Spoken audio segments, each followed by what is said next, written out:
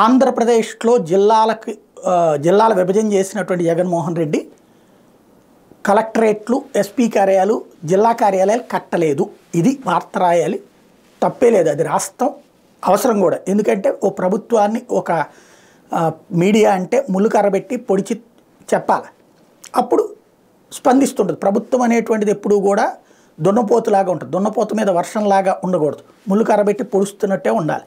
అప్పుడు మనం 10 అడుగుతుంటే ఒకటన్నా చేస్తుంటుంది.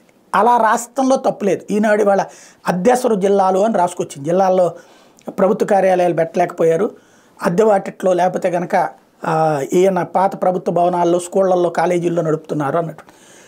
అది రాష్ట్రంలో తప్పులేదు. కానీ దానికి కంపారిజన్ తీసుకొచ్చి తెలంగాణతో కంపేర్ చేయడమే వింత. ఎందుకంటే ఏదో అద్భుతమైనటువంటి కార్యాలయాలు కట్టారు తెలంగాణలో అని రాసుకొచ్చారు. ప్రతి జిల్లాకి కట్టారా అంటే కొన్ని జిల్లాల్లో చేశారు, అది కూడా మొన్న ఎలక్షన్స్ ముందు చర్చగా పూర్తి చేశారు. అన్ని జిల్లాలు అయితే అయినట్లేవు. అక్కడ ప్రజలు కేసీఆర్ని ఓడగొట్టారు. ఎందుకంటే అక్కడ ఈ ఆలస్యాన్ని చూసినా అంటే కాకపోయి ఉండొచ్చు, కేసీఆర్ ప్రభుత్వ పాలన ఇతర పాలనకు సంబంధించాడు. కానీ అక్కడ అద్భుతంగానే ఉందని 5 ఏళ్ళు మనమే చెప్పుకొచ్చాం కదా, కేసీఆర్ అన్నీ చేసేసాడని మనమే చెప్పుకొచ్చాం కదా. మరి అక్కడ ప్రజలు ఎందుకు ఓడగొడుతున్నారు? ఆయన దానికి దీనికి కంపారిజన్ ఏంటి?